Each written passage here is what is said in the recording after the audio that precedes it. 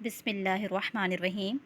السلام علیکم، welcome to the class 5 class. آج ہم اپنا ایک نیا ٹاپک سٹارٹ کر رہے ہیں، مسجد نبوی کی تعمیر۔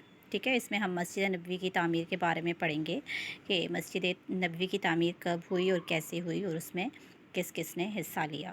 ٹھیک ہے، مسجد نبوی کیا ہے؟ مسجد نبوی جو ہے نبی پاک صلی اللہ علیہ وسلم کی مسجد ہے جو کہ مدینہ منورہ میں موجود ہے۔ ٹھیک ہے، جیسے خانہ کعبہ جو ہے وہ مکہ مکرمہ میں موجود ہے۔ ٹھیک ہے، اچھا، جب نبی پاک صلی اللہ علیہ وسلم نے اسلام کی دعوت دینی شروع کی تو مکہ کے جو لوگ تھے وہ آپ کے مخالف ہو گئے اور طرح طرح کے ظلم و ستم ڈھانے لگے۔ ٹھیک ہے، تو نبوت کے 13ویں سال جو ہے صحابہ کرام مدینے پہنچ چکے تھے، تو وحی الہی کے مطابق نبی پاک صلی اللہ علیہ وسلم نے بھی ہجرت مدینہ کا عزم فرمایا۔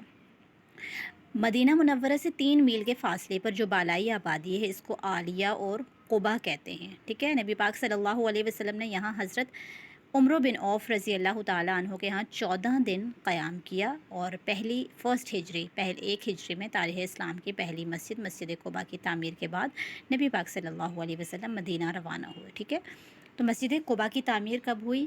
فرسٹ ہجری میں، اور مسجد قبا جو ہے وہ اسلام کی پہلی مسجد ہے۔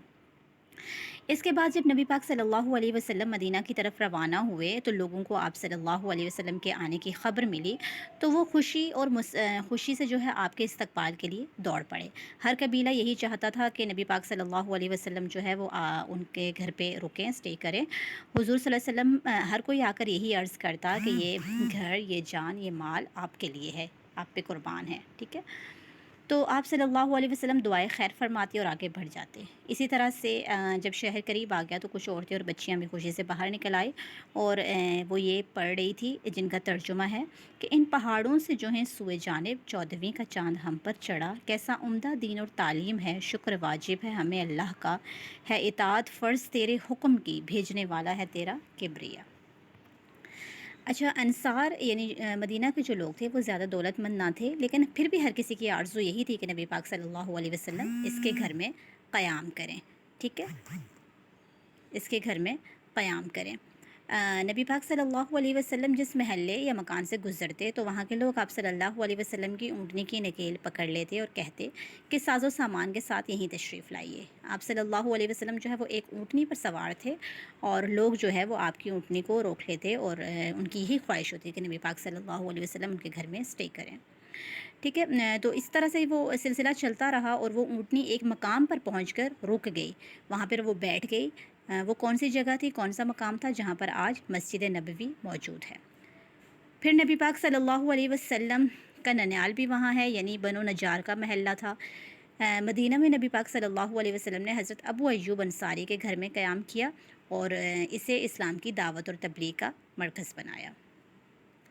اچھا، اس کے بعد جو ہے وہ مسجد نبوی اور ازواج مطہرات کے حجروں کی تعمیر، یعنی مسجد نبوی کے ساتھ ہی ازواج مطہرات نبی پاک صلی اللہ علیہ وسلم کی جو زوجات تھیں ان کے حجروں کی تعمیر بھی شروع ہوئی تھی۔ مدینہ میں قیام کے بعد سب سے پہلا کام مسجد کی تعمیر تھا، اور اس دوران جب بھی نماز کا وقت ہوتا تو آپ صلی اللہ علیہ وسلم جہاں ہوتے وہیں نماز ادا فرما لیتے تھے، لیکن وہ مقامات زیادہ تر کھلے میدان یا صحن ہوتے تھے۔ قریب ہی خاندان نجار کی زمین تھی، جو زمین تھی نبی پاک صلی اللہ علیہ وسلم اس کو خریدنا چاہتے تھے۔ آپ نے بلا کر فرمایا کہ یہ زمین جو ہے وہ قیمت دے کر میں خریدنا چاہتا ہوں، تو وہ بولے کہ ہم قیمت لیں گے، لیکن آپ صلی اللہ علیہ وسلم سے نہیں بلکہ اللہ سے۔ اصل میں وہ زمین جو ہے وہ 2 یتیم بچوں کی تھی، پھر آپ صلی اللہ علیہ وسلم نے جو ہے وہ زمین ان سے خرید لی، ان کو قیمت دے کر، اور بنفس نفیس یعنی خود جو ہے اس مسجد کی تعمیر میں شریک ہو گئے۔ آپ صلی اللہ علیہ وسلم اینٹ اور پتھر ڈھوتے تھے اور یہ پڑھتے تھے، جس کا ترجمہ ہے کہ اے اللہ، زندگی تو بس آخرت کی زندگی ہے، اے اللہ مہاجرین اور انصار کو بخش دے۔ اس زمین میں مشرکین کی چند قبریں تھیں، کچھ ویرانہ بھی تھا، کچھ کھجور کے درخت تھے۔ نبی پاک صلی اللہ علیہ وسلم نے مشرکین کی قبریں اکھاڑ دی اور ویرانہ برابر کر دیا، یعنی مسجد کی تعمیر شروع ہو گئی۔ کھجوروں اور درختوں کو کاٹ کر قبلے کی جانب لگا دیا۔ یہ مسجد ہر قسم کے تکلفات سے بری اور اسلام کی سادگی کی تصویر تھی، یعنی بہت ہی سادہ مسجد تھی جس کی تعمیر شروع ہو گئی تھی۔ جیسا کہ آج کی آپ مساجد دیکھتے ہیں جن میں بہت ہی آرائش سے مزین ہوتی ہیں، بہت ہی خوبصورت انداز میں بنی ہوئی ہوتی ہیں، لیکن اسلام کی یہ جو مسجد تھی مسجد نبوی بہت ہی سادہ تھی۔ دروازے کے بازوں کے دونوں پائے پتھر کے بنائے گئے تھے۔ کچی اینٹوں کی دیواریں اور چھت پر کھجور کی شاخیں اور پتے ڈلوا دیے گئے تھے۔ ستون جو تھے کھجور کے تنوں کے تھے۔ قبلہ بیت المقدس کی طرف رکھا گیا، لیکن یعنی پہلا قبلہ جو ہمارا تھا وہ بیت المقدس تھا، اور جب قبلہ چینج ہوا تو کعبہ کی طرف ہو گیا، تو شمالی جانب ایک نیا دروازہ قائم کر دیا گیا۔ مسجد کا فرش جو تھا وہ کچا تھا، بارش میں کیچڑ ہو جاتی تھی، تو ایک دفعہ صحابہ کرام جو ہیں وہ نماز کے لیے جب آئے تو کنکریاں ساتھ لے کر آئے تاکہ کنکریاں بچھا کر نماز ادا کر سکیں اور کیچڑ سے بچ سکیں۔ تو نبی پاک صلی اللہ علیہ وسلم کو ان کا یہ آئیڈیا پسند آیا اور بجری کا فرش بنوا دیا۔ اچھا، مسجد نبوی جو ہے وہ ایک سرے پر ایک چبوترا تھا جو صفا کہلاتا تھا۔ یہ ان لوگوں کے لیے تھا جو اسلام لائے اور گھر بار نہیں رکھتے تھے۔ مسجد کی تعمیر، جب مسجد نبوی کی تعمیر ہو چکی تو مسجد سے متصل ہی آپ صلی اللہ علیہ وسلم نے ازواج مطہرات کے لیے حجرے بنوائے، یعنی مسجد کے ساتھ ہی جو ہے حجرے بنوائے تھے۔ اس وقت صرف حضرت سودا رضی اللہ تعالیٰ عنہ اور حضرت عائشہ رضی اللہ تعالیٰ عنہ نکاح میں آ چکی تھی، اس لیے 2 ہی حجرے بنے تھے۔ پھر جب اور زوجات جو ہیں اور ازواج جو ہیں آپ صلی اللہ علیہ وسلم کے نکاح میں آتی گئی تو حجرے بنتے گئے۔